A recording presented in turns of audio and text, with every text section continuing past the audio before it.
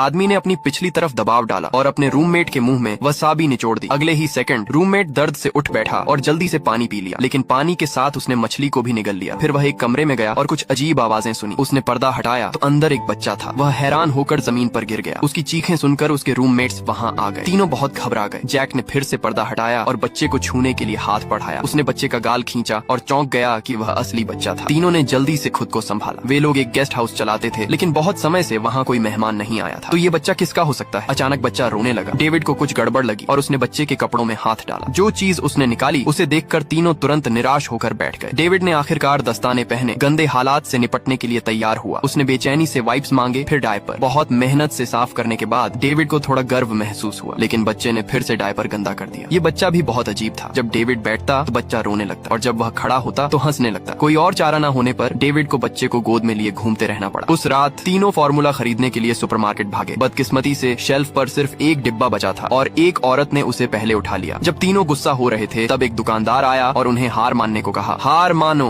शब्द सुनकर उन्हें अपना गेस्ट हाउस याद आ गया। उन्होंने सोचा उन्होंने कितनी मेहनत की है, फिर क्यों हार माने। जोश और जुनून से भरी एक बात के बाद उन्होंने फार्मूला हासिल कर लिया। लौटते वक्त जैक ने फार्मूला का डिब्बा ऊंचा उठाया और तीनों जोश से भरे सड़क पर चलते गए। प्यारे बच्चे ने एक लड़की का ध्यान खींचा जो गेस्ट हाउस ढूंढ रही थी। तीनों ने मौके का फायदा उठाया और उसे गेस्ट हाउस ले गए। गेस्ट हाउस में आखिरकार मेहमान आ गए। जैक बच्चे को खुशी से पकड़कर बोला, इस बच्चे ने हमारे लिए किस्मत लाई है। अचानक बच्चा रोने लगा। तीनों फार्मूला तैयार करने दौड़े, लेकिन जब वे लौटे तो मेज पर रखा बच्चा गायब था। जब जैक ने पीछे देखा तो उसने एक काले कपड़े पहने हुई लड़की को भागते देखा।